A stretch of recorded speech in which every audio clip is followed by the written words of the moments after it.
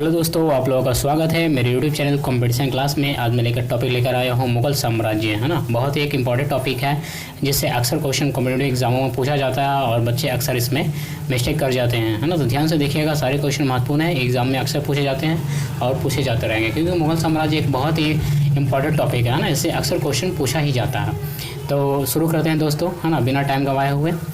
Question number 1 है, किस अभियान के समय अचानक बारूद में विस्फोट हो जाने के कारण शेर शाह की मृत्यु हो गई, है ना। ध्यान से क्वेश्चन देखिएगा, किस अभियान के समय अचानक बारूद में विस्फोट हो जाने के कारण शेर शाह की मृत्यु हो गई। तो कालिंजर अभियान के समय, है ना। कालिंजर अभियान के समय एक एक्सीडेंट हुआ जिसमें बारूद फटा और शेर शाह की मृत्यु हो गई। क्वेश्चन नंबर 2 देखते हैं, शेर शाह के शासन के समय फौजदार क्या था, है ना। फौजदार क्या था? तो कोषाध्यक्ष था। कोषाध्यक्ष बोलते हैं जो पैसे वगैरह का देख रेख करता है ना। शेर शाह के शासन के समय फौजदार क्या था? कोषाध्यक्ष। क्वेश्चन नंबर 3 में आते हैं, शेर शाह के शासन के समय, है ना, कानूनों गो का क्या काम था, है ना। भूमि संबंधी रिकॉर्डों को रखना, है ना। शेर शाह के शासन के समय कानून गो का क्या काम था?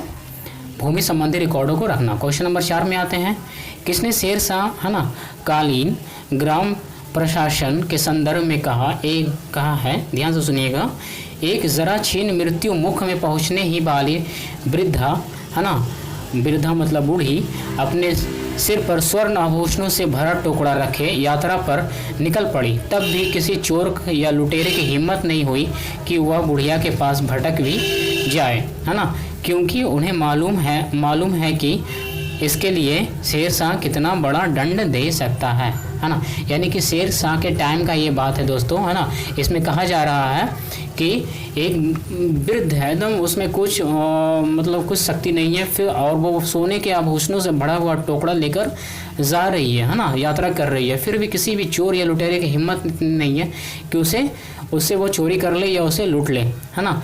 उस समय शेर शाह के टाइम का ये बात है ना। क्यों ऐसा नहीं? क्योंकि ये सभी लोग जानते थे कि शेर शाह अगर ऐसा करते हुए अगर पकड़ा गया वो, तो शेर शाह उसे बहुत बड़ा दंड देगा, है ना। ऐसा किसने लिखा? तो अब्बास खां सरवानी ने लिखा, है ना। अब्बास खां सरवानी ने शेर शाह के शासन की तारीफ करते हुए ये बात लिखी है। तो क्वेश्चन नंबर 5 में अगला क्वेश्चन देखते हैं, शेर शाह द्वारा निर्मित सड़क और सराय अफगान साम्राज्य की धमनियाँ थी। यह कथन किसका था, है ना। शेर शाह द्वारा निर्मित सड़क और सराय अफगान साम्राज्य की धमनियाँ थी, है ना। धमनियाँ यानी कि नस वगैरह जिससे ब्लड हमारे पूरे शरीर में क्या होता, सर्कुलेट होता, उसको धमनियाँ कहते हैं। तो ये कथन किसका है? के.आर. कानूनगो का, है ना, के.आर. कानूनगो का। क्वेश्चन नंबर 6 में आते हैं, शेर शाह द्वारा चलाए गए असरफी, रुपया और दाम नामक सिक्के किन धातुओं के बने होते थे। यानी कि शेर शाह के टाइम में जो असरफी, रुपया और दाम नामक सिक्के जो चलते थे वो किन धातुओं के बनाए जाते थे। तो वो सोना, चांदी और तांबा का उसमें इस्तेमाल किया जाता था। क्वेश्चन नंबर 7 में आते हैं दोस्तों, दिल्ली का पुराना किला किसने बनवाया था? शेर शाह ने, है ना। दिल्ली का पुराना किला किसने बनवाया था? शेर शाह ने बनवाया था। क्वेश्चन नंबर 8 में आते हैं, अमरकोट के राजा विरसाल के महल में किस मुगल बादशाह का जन्म हुआ था? अकबर का, है ना। अमरकोट के राजा विरसाल के महल में किस मुगल बादशाह का जन्म हुआ था? अकबर का। क्वेश्चन नंबर 9 में देखते हैं अगला नेक्स्ट, अकबर की माता का क्या नाम था? हमीदा बानो बेगम, है ना। हमीदा बानो बेगम उनका नाम था, अकबर की माता का नाम। क्वेश्चन नंबर 10 में आते हैं, अकबर के संरक्षण बैरम खान का पतन कब हुआ, है ना। 1560 ईस्वी में अकबर के संरक्षक बैरम खान का पतन हो गया, 1560 ईस्वी। क्वेश्चन नंबर 11 में आते हैं, सूर्यवंश का प्रधानमंत्री हेमू पहले क्या करता था, है ना। रेवाड़ी के बाजार में नमक बेचा करता था। ध्यान से देखिएगा, सूर्यवंश का प्रधानमंत्री हेमू पहले क्या करता था? रेवाड़ी के बाजार में नमक बेचा करता था, है ना। ये बहुत ही प्रतिभा संपन्न एक व्यक्ति था, है ना, जो बाद में शासक बन बैठा, है ना, बहुत सारे युद्धों को जीतकर। उसी के बारे में कहा जाता है, किस शासक ने अपने जीवन के 24 लड़ाइयों में से 22 में जीत हासिल की? तो ये हेमू ही था, जो अपने जीवन काल में 24 लड़ाइयाँ की, जिसमें से 22 में जीत हासिल कर ली। सोचिए, केवल 2 हारा। क्वेश्चन नंबर 13 में आते हैं, हेमू ने किस उपलक्ष्य में विक्रमादित्य की उपाधि धारण की? तो आगरा दिल्ली पर अधिकार करने के उपलक्ष्य में, है ना। हेमू ने किस उपलक्ष्य में विक्रमादित्य की उपाधि धारण की? आगरा दिल्ली पर अधिकार करने के उपलक्ष्य में। क्वेश्चन नंबर 14 में आते हैं, पर्दा शासन, है ना। पर्दा शासन जो 1560 से 64 ईस्वी के बीच, है ना, के लिए जिम्मेदार अतका खैल या हरम दल की सर्व प्रमुख सदस्य कौन थी? महम अनगा है ना पर्दा शासन 1560 से 1564 ईस्वी के लिए जिम्मेदार अतका खैल या हरम दल की सर्व प्रमुख सदस्य कौन थी?